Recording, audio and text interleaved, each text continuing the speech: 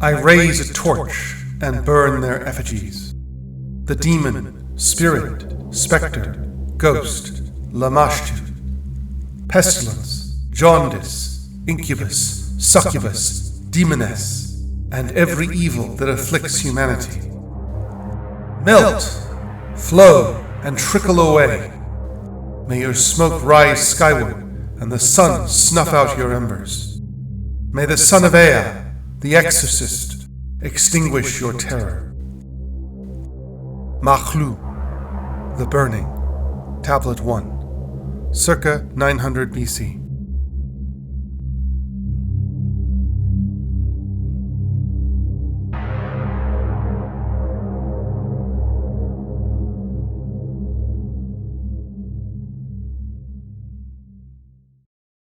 December 26, 2023 marks the 50th anniversary of what is almost universally considered to be the best horror film ever made, The Exorcist.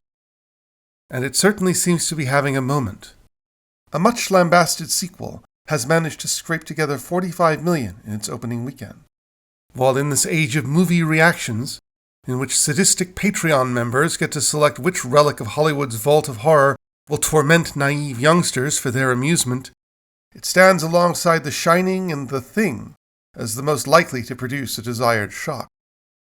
The stories of its making and release have passed into legend.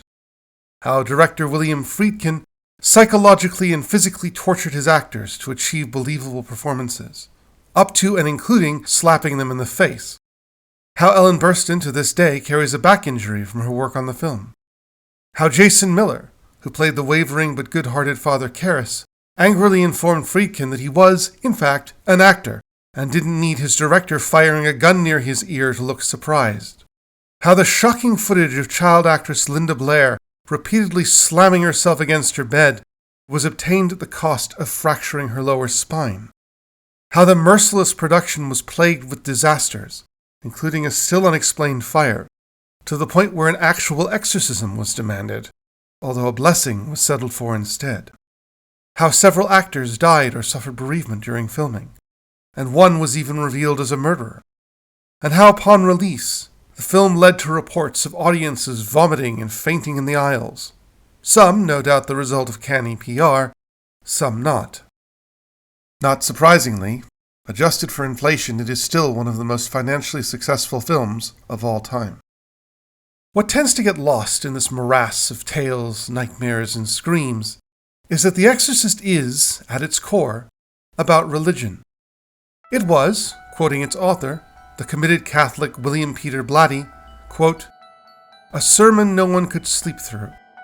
The fact that it doesn't feel like a sermon is largely down to the agnostic Friedkin's utterly straight approach, and astonishingly believable performances by fantastic actors. The voices of science and reason are continuously foiled by the machinations of the demon, who can only be defeated by the power of true faith and physical and spiritual sacrifice. The rite of exorcism performed at the film's climax is, word for word, the actual Catholic rite performed to this day. Blatty conceived the film as an antidote to the spiritual chaos of the 60s, in which experimentation with drugs and occult lifestyles had, in his opinion, weakened our collective soul and opened the gates to possession, particularly among the young. It is into this world that I need you, my audience, to step now. A vaporous world of souls, spirits, and ethereal contamination. It is, I hasten to add, not my world. I am as much an atheist materialist as any other science YouTuber. But it seems I am now a historian of astronomy, and I cannot deny that it is from this world that astronomy, as we now understand it, emerged. While the film The Exorcist never grants its demon antagonist a name, the script identifies it as Pazuzu. Pazuzu was the demon of the southwest wind in the nightmarish mythos of Mesopotamia, the name for a succession of related cultures that occupied the region between the Tigris and Euphrates rivers in what is now Iraq from the time of Alexander the Great back to the very beginnings of history itself, 3,000 years earlier. Unlike the ancient Egyptians, Contemporaries of the Mesopotamians, who persisted for a similar length of time, Mesopotamians had little sense of national continuity. Different empires, each with their own national identities, rose and fell in the region across this vast span of time. What did continue was a common culture and mythology, which survived centuries of invasion and ruination even into the Christian era, before Islam killed it for good. What undoubtedly aided this cultural transmission was the invention of writing, which occurred in Mesopotamia sometime around 3200 BC. Its inventors, and indeed the inventors of civilization itself, were the Sumerians, though they never called themselves that. What began as pictograms showing actual things slowly evolved into a series of wedge-shaped marks on wet clay, hence its modern name, cuneiform. It is to our great fortune that the peoples of Mesopotamia decided to record their thoughts in this way. Burn a library of paper, and it is gone. Burn a library of clay, and it is preserved. Very little is known about the origins of the Sumerians. Their language is an isolate, unrelated to any other in history. Their history claims that they fled the rising of a great deluge sent in a fit of pique by one of their vindictive gods, a myth that survives today in the book of Genesis. The Sumerians were never a unified civilization. Rather, every Sumerian city acted as an independent entity, and as the home for one of Sumer's many gods. Sumer occupied the southern portion of Mesopotamia. The north was occupied by a loose collection of Semitic peoples who spoke a language related to Hebrew and Arabic. In around 2400 BC, a ruler from the northern city of Akkad, named Sargon, unified northern and southern Mesopotamia into the first true empire.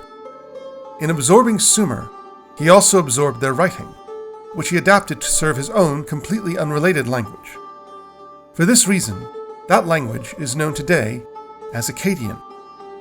After a brief bloom upon the fall of Akkad in 2154 BC, Sumerian culture and language faded away, ceding to the Semitic city of Babylon. However, Sumerian, much like Latin after the fall of the Roman Empire, would continue to be used as a scholarly and liturgical language. It is thus important to note that a text written in Sumerian is not necessarily a Sumerian text, any more than Newton's Principia belongs to the works of Cicero. There is no evidence for any astronomical study in Mesopotamia before the rise of Babylon. Over time, other cultures would rise to take Akkad's place. First the Babylonians, then the Hittites, then the Kassites, then the Assyrians, before finally, in 626 BC, falling to the Babylonians again, who then, less than a century later, were subsumed by the Persians. In this story, what concerns us primarily is the cultural transmission from Sumer to Babylon, and then from Babylon to Assyria. The Babylonians, upon encountering the Sumerians, syncretized their gods and practices with theirs, while the Assyrians did the same to the Babylonians. A much simpler transition, since both cultures were Akkadian. The Assyrians and the Babylonians had a similar relationship to the Romans and the Greeks. The former were merciless warriors who gloried in the defilement and subjugation of their neighbors, while the latter were keepers of myth, literature, and the beginnings of science. It is from the Assyrians, specifically their vast library at Nineveh, compiled in the 7th century BC, that much of this material derives. But it is from the Babylonians, and their nightly scrying of the stars for portents and auspices, that our first systematic understanding of the universe emerged. Do not imagine, however, that this understanding was scientific. It was born from a world of monsters. It may surprise you to learn that modern Iraq is not actually that different in climate from its ancient counterpart. The Sumerians and Akkadians saw about as much rain and change in the weather as their descendants. What has changed is the salinity of the soil, which, thanks to millennia of overexploitation, has rendered much of the land infertile. The Tigris and Euphrates are far swifter and more changeable than the ever-dependable Nile, and could only be utilized for cultivation after extensive irrigation. Over time, salt which should have been sent to the oceans was diverted into the fields, slowly accumulating in the soil until it choked all agriculture. Catastrophic flooding was frequent, droughts more so. Mesopotamia's position, essentially at the bottom of a geographical bowl, made it easy pickings for invaders, and interpersonal violence was common. Given these conditions, it is hardly surprising that the culture they produced was dour, pessimistic, and even nihilistic. In one famous dialogue, a master tells his slave of all the useful things he plans to accomplish with his day: dining, hunting, having sex, making investments, sacrificing to the gods, performing a public service, even leading a revolution. Then each time, he concocts a reason why such an action would be pointless. In every case, his slave simply agrees with him regardless. Until, having reached his idea, the man cries, "What then is good? To have my neck and yours broken, or to be thrown into the river? Is that good? Who is so tall as to ascend to heaven? Who is so broad as to encompass the entire world? Oh well, slave, I will kill you and send you first." To which the slave cannily replies, "Yes, but my master, you will surely not outlive me by 3 days." Fans of Semitic literature might recognize a touch of the Book of Job in that lament, and indeed if the entire Bible were simply variations on the Book of Job, that would be a very good approximation of Mesopotamian religion. In the so-called Monologue of the Righteous Sufferer, the hapless narrator cries, "Indeed, I have thought my piety to be pleasing to the gods. Who can learn their reasoning? Who understands the plans of the underworld gods? Where might humans have learnt the way of a god?" Not even death brought respite from the drudgery. To the Mesopotamians, the underworld, the destination of all souls of the dead, regardless of virtue, was the house of darkness, from which those who enter do not depart, the road from which there is no turning back, the house wherein those who enter are bereft of light, where dust is their fare, and clay their food, who see no light but dwell in darkness, who are clad in the garment of wings like birds. Over door and bolt, dust is spread. The Mesopotamians, like all ancient peoples, lived in a world of gods and monsters. But for them, it was often difficult to tell which was which. For the Mesopotamians, the word supernatural had no meaning. Nature was the gods, and the gods were nature. The priest was the doctor and the scientist. Literally everything was divinatory. Stars, sky, earth, flesh were all the same text, which could be read for omens from the gods. History remembers the Babylonians for developing a complete and sophisticated astronomical theory, but their theory for exispisy, that is, divination employing the entrails of animals, was even more comprehensive. Signs could be read in the vault of heaven, the rush of wind and cloud, dreams, monstrous births, and moles on the side of your face. For the record, if a woman gives birth to a dog, the master of the house will die, and the land will go mad. If you have a mole on your left cheek, you will prevail against your ward in a legal dispute. But if it is on your left eye, your dowry will be stolen from you in the street. It is important to note that these omens were not causes, merely signposts in the grand design as to the gods' intentions. There was no division of labor among the auguring classes. An astrologer had to be as versed in entrails, fetuses, and moles as he was in stars. And of course, many were exorcists. For the Mesopotamians, reality was not solid or fixed, but transient and ethereal. Past, present, and future, good and evil, flesh and spirit, all were fluid and interchangeable. Babylonian thinkers barely acknowledged any human understanding of the concept of good and evil. There was no Akkadian word for luck. Misfortune was punishment for sin.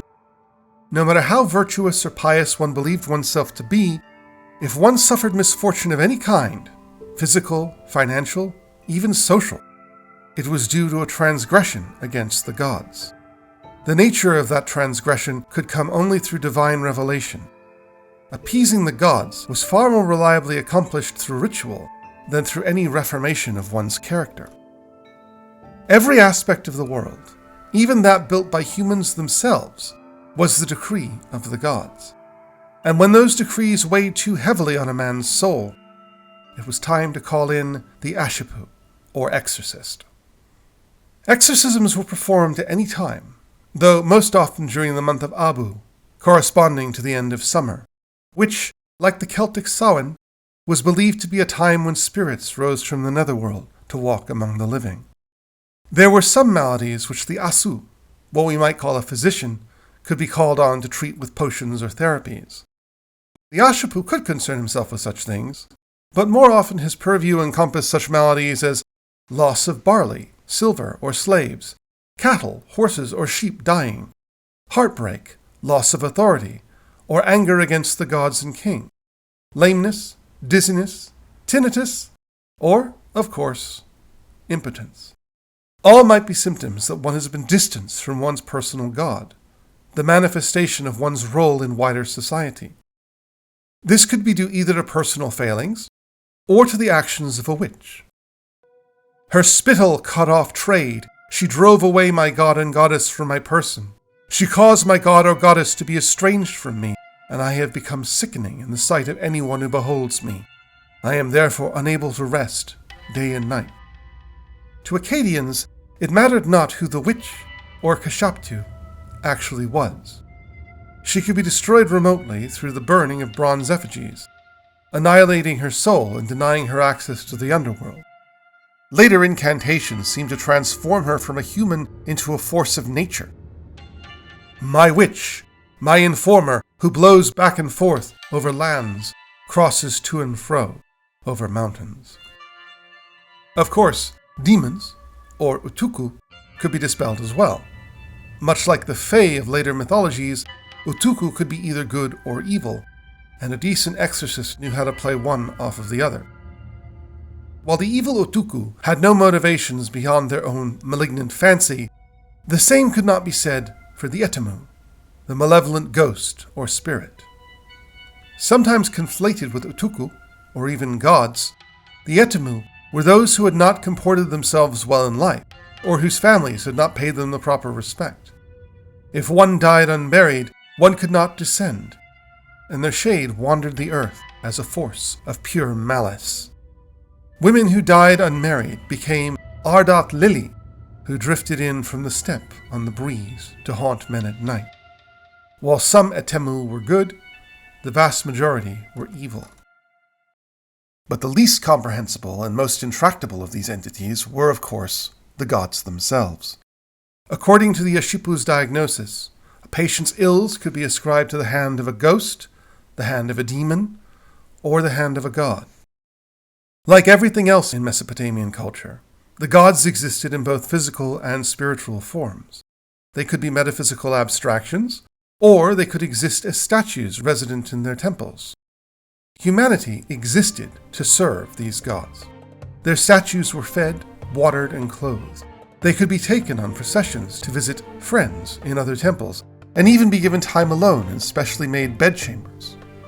Each city had its own god, where their cult was centered, and where their physical bodies were cared for. The temple, the ziggurat, was the largest building in any city, and would have been visible from miles away. Ziggurats had few windows, and even during the day would have been dark, oppressive places, where shadows lurked and silence reigned. The king had absolute power over life and death, and often publicly bragged about the number of babies he'd burned in his latest campaign. But he was merely the steward to the gods. One of the roles of the chief priest was to punch the king in the face to remind him of his place in the grand order. The Assyrians listed at least 750 gods, but only a select few play into this tale. At the top was the god whom the Sumerians called An, and whom the Akkadians called Anu, which literally meant sky or heaven. Enlil, his son, who kept his name, was the true ruler of the gods. Like Zeus, he was a god of wind and thunder. After his cult city of Nippur was sacked in 1100 BC, his role was superseded by the Babylonian Marduk, and then by the Assyrian Ashur. Enki, later Ea, was the god of wisdom, crafts, and the subterranean freshwater ocean. It was he who fashioned humanity as servants to ease the gods' toil, and he who, after Enlil, furious that the noise of humanity was disturbing his rest, decreed that they should all die in a flood, saved the family of one righteous man. However, to ensure that humanity never reached such a riotous state again, their lifespans and fecundity were drastically reduced, and diseases were added to keep their numbers in check. Each of the big three, Anu, Enlil, and Ea, were given dominion over a region of the sky, which formed the basis for Mesopotamian astronomy. The northern sky belonged to Enlil, the southern to Ea, and the equatorial sky to Anu. The word for the stars in Akkadian was heavenly writing, a text that, if read properly, could reveal the god's intentions. The Sumerian glyph for Anu, as well as God, was a star. To be clear, the gods were not believed to be stars, merely to govern their motions and actions. The Akkadians, specifically the Babylonians, were the first culture to identify all 5 planets visible to the naked eye, and granted each the dominion of a specific god. Mercury was sacred to Nabu, the god of scribes, writing, and later wisdom. Venus was sacred to Inanna, or Ishtar, the goddess of love, sex, and war. Mars was sacred to Nergal, the god of war, murder, and pestilence, while Jupiter was sacred to Marduk, the ruling god and patron of Babylon. Faint bells are ringing in your mind. Yes, the Greeks, and later the Romans, did adapt this schema when they named the 5 planets. And that's not all. The moon, personified by the Akkadians as the god Nana, or Sin, was the foundation of their calendar. The first sighting of the new moon heralded the start of the month, a tradition preserved today in Islam. The path of the moon, the constellations through which the moon passed each lunar month, formed the basis for Babylonian planetary divination. The ancient star catalogue, known as the Mul Apin, placed 17 constellations in the path of the moon, but by the time of the Assyrians they had been shortened to 12 signs of equal length, to represent each of the 12 30-day months that comprised their year. Some of these constellations should seem oddly familiar. The Bull of Heaven, the Great Twins, the Crab, the Lion, the Balance, the Scorpion, the Goatfish. The Greeks called this band of abstracted constellations the Kyklos Zodiakon, or Circle of Animals, and renamed the path of the moon the Ecliptic, or Place where eclipses happen. By far the most important of the celestial figures was Shamash, the sun, god of justice, truth, and moral order. It was his decrees that were read in entrails, and his aid that was most often called an exorcism, and it was his pleasure that was sought by those performing good deeds. "Do not insult the downtrodden, and do not sneer at them autocratically," cries one tablet. "It is not pleasing to Shamash, who will repay with evil." He was often paired with the sterner Ninurta, the just warrior and arbiter of fate, personified by the planet Saturn. Nonetheless, he could be cruel. Omens claim that if men and young women die, it was at the behest of Shamash. Exorcists would cry to lift Shamash's hand from the stricken. The Enuma Anu Enlil, the collected catalogue of sky omens, was first compiled around 1300 BC, and remained in print, so to speak, for over 1,000 years, with copies appearing as late as 200 BC, and even reaching India. Astrology and the Enuma Anu Enlil were synonymous. Astrologers often simply describe themselves as students of said text. It is not an astrological text in the modern sense, as it does not concern itself with horoscopes. Rather, its focus is purely on the welfare of the king, and through him, the state. It is divided into 5 sections, the first concerning itself with the timing and appearance of the moon, and with such phenomena as lunar halos, the second with the timing and appearance of lunar eclipses, and the third dealing with weather, such as storms and earthquakes. The final section concerns itself with the motions of the stars and the planets. When one thinks of the kinds of prognostications made by diviners today, such as astrologers or tarot readers, one is conscious of a certain hedging of bets. Everything seems just vague enough to apply to any conceivable situation. Not so the Enuma Anu Enlil. Here, the gods, in the person of the planets, preside over a symphony of suffering and cataclysm so shattering it would cow John the Divine. If Marduk, Jupiter, comes near the bull of heaven, says one omen, the treasures of the land will perish. If Nergal, Mars, reaches the destroyer, this year there will be famine. If Jupiter falls within the halo of the moon, hostility, the king besieged in his palace. If Jupiter should enter the bull, the fortune of the land will fade, while if it enters the shepherd, Orion, pests will wreck the crops. In the section on storms, the thundering of Adad, the god of storms, portends some very specific and unpleasant happenings. If Adad roars like a drum, he will wreak destruction. If he roars like a lion, the king will flee. If he roars like a goose, there will be famine. If he roars like a turtle dove, the foundations of the country will be traded for silver. A particularly interesting one is, if Adad roars and surrounds the moon like a circle, the dead will rise, and those who have seen famine will... and then it breaks off. Not sure how you could follow so casually divining a zombie apocalypse. Incidentally, Adad was often simply referred to as Baal, Lord, and historians are reasonably certain that he was the same Baal that the Canaanites named Baal-Zebul, the High Lord, and which the Hebrews mocked as Baal-Zebub, Lord of the Flies. Not all the predictions were bad, of course. Jupiter and Venus, particularly as the morning star, were seen as good. If Venus approaches the crab, says the Enuma Anu Enlil, there will be peace and reconciliation in the country. The gods will have mercy. Empty silos will become full. The crops will recover. Pregnant women will perfect their embryos, and the great gods will keep the sanctuaries in order. Jupiter, or Marduk, was the king of the gods, and so represented the king's fortune, while Mercury, or Nabu, was the son of Marduk, and so represented the fortunes of the crown prince. If they shone brightly, fate augured well for the king, and thus the land as a whole. If they dimmed, well, not so much.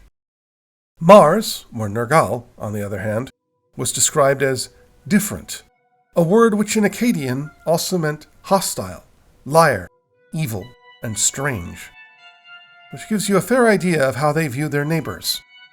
Nergal was the god of pestilence, murder, and, more generally, untimely death. When Nergal faces another planet, quoth the Enuma, there will be an invasion. If Nergal entered Scorpio, it was best to remain indoors. Given such unequivocal pronouncements, you might wonder how the Enuma Anu Enlil managed to survive over a millennium of road testing. Well, the court astrologers had a get-out-of-disembowelment-free card. Namburbi, literally the undoing. If the proper rituals were performed in advance, then the decrees of the gods could be undone, and their effects annulled. If they then didn't happen, the Namburbi worked. If they happened anyway, then it was the will of the gods. This might explain why negative predictions so far outweigh positive ones. After all, who wants to undo a good thing? To perform an undoing, a site was chosen far from everyday life, and cordoned off with a curtain or a ring of flour. The priest then purified both himself and the site with washing and incense. Offerings could then be made to gods such as Shamash or Adad. Then a symbolic act, such as the unraveling of a plant or the smashing of a pot, would undo the effect, after which the supplicant would wear certain amulets or refrain from eating certain food for a set time. But there was one event that no Namburbi could counter. The Mesopotamians were terrified of eclipses. Even after they could predict them, there is no indication that they understood their nature, preferring, it seems, to see them as demons choking the celestial creation. The Sumerian logogram for eclipse was to weep. Solar eclipses were rare enough that their malign influences could be contained, but lunar eclipses occurred as often as 3 times a year. To the Babylonians, the Sebiti, the 7 war demons we call the Pleiades, were blocking the power of Sin, the moon god. The Galu demons, who hauled unfortunate souls to the underworld, were darkening the sky. Even by the standards of the Enuma Anu Enlil, the predictions for eclipses were hysterical. The land of the prince will be destroyed. The land will suffer calamity. The king will die. The land will go to ruin. The gods will become angry. Pregnant women will miscarry their unborn. There will be a devastating flood. The people will sell their children for money. In such a situation, there was but one remedy to be called on: the Shar Pahi. The Shar Pahi was a substitute king. If an omen of particular magnitude portended the king's death, then the chief exorcist would search the land for someone of menial or despised station, such as a laborer or criminal. The unfortunate, or fortunate depending on your point of view, individual would then be washed, anointed, given wine, food, and even a queen to be his consort, and a mock court to keep him entertained. The king would remain out of sight and be addressed only as the peasant or the farmer. After a period that could be as long as 47 days or as short as 3, the substitute king and his queen were escorted to a private chamber, whereupon they both would be put to death. The manner of their death was immaterial. And then, by about 400 BC, something remarkable happened. Some have called it a scientific revolution, but it would be better described as a conclusion. After 1,000 years of constant, unwavering observation, the great diviners and astrologers of Babylonia found they could predict every motion of the planets and stars. What had once been a sudden, unforeseen intrusion into settled life could now be comfortably predicted days, months, or even years in advance. As omens, the motions of the heavens were now useless. But if the stars could be predicted, people's personalities could not. And so astrology shifted from guiding the souls of entire nations to sorting the souls of individuals. When Alexander the Great brought the Babylonians' astronomical data into the hands of the naturalistic, scientific Greeks, astronomy began its long journey toward pure science. Babylonian astronomy began a tradition that would encompass not just the West, but the Islamic world and India, even if it were born in darkness and superstition. I could end the story there, but I can hear you cry, "How does this tie to The Exorcist?" Well, let me set the stage.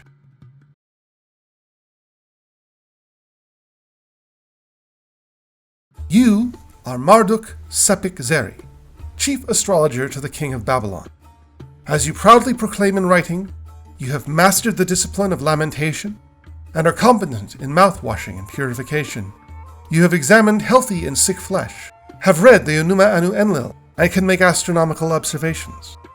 You have read the texts on divination through physiognomy, the study of the earth, and examining monstrous births. Like all astrologers, you have played up your successes and showered contempt on others for their blatant errors.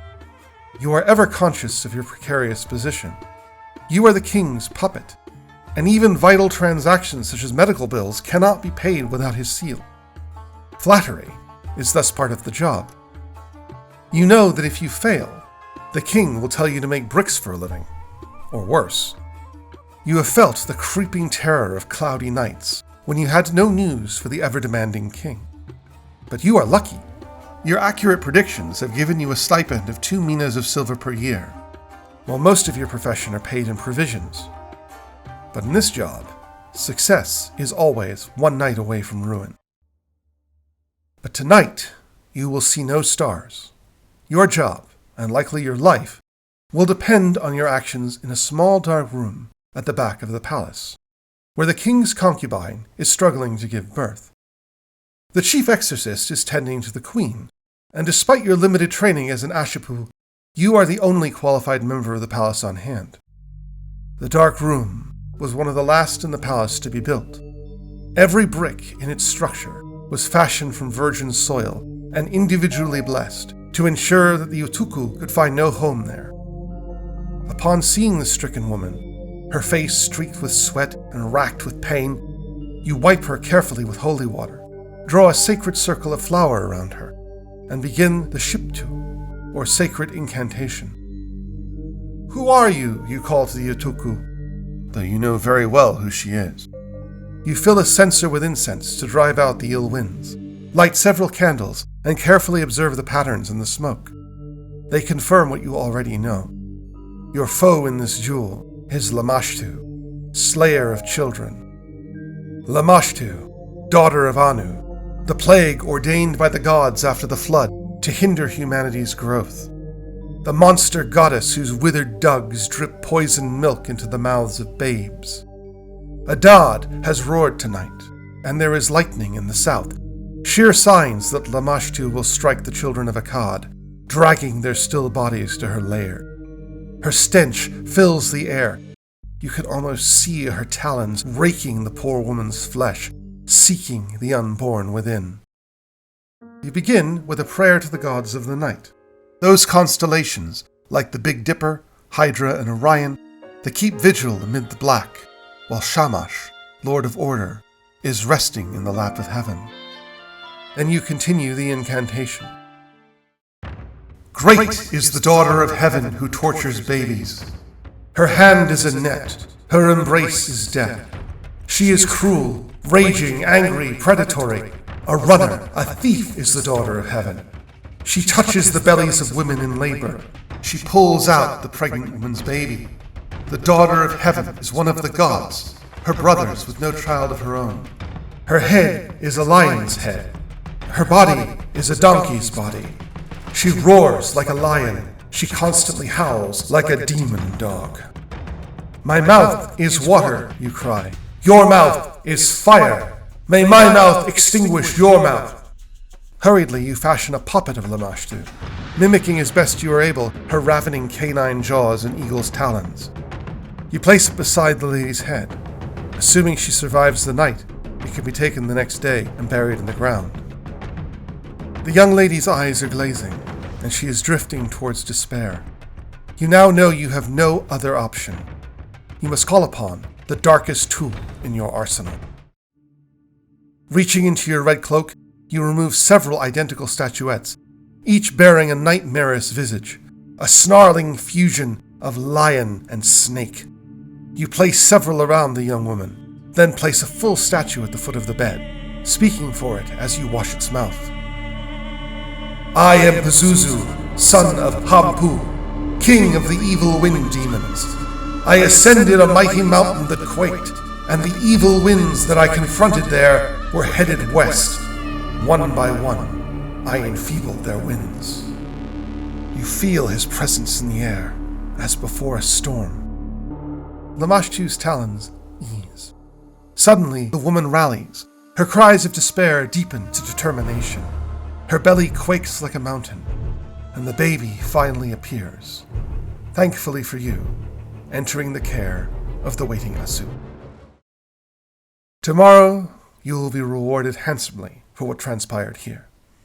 But tonight, your only desire is sleep. Yes, Pazuzu, demon superstar of the Exorcist, was in fact a weapon to protect unborn children. No one is entirely sure why he was employed specifically to counter Lamashtu, though he appears to have had no other function. In recent years, a meta-myth has grown up that the two had a bad breakup, a rationalization I fully support. I hope this tale I have spun has given you some idea of the moral complexities of ancient theologies, and a reminder that science is a fragile construct. It began in a morass of fear and superstition. It could very easily return there again.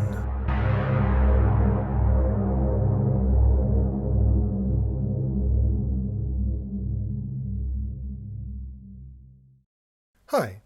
If you're new to my channel and its explorations of all things astronomical and historical, welcome. This video is one of a series of annual spookfests that I put out on my favorite time of the year. I hope you found it informative and horripilative in equal measure. Thanks again to all my returning fellow seekers, and especially those on Patreon. I honestly could not do this without you. Please like, comment, subscribe, etc. And I'll see you in another time among the stars.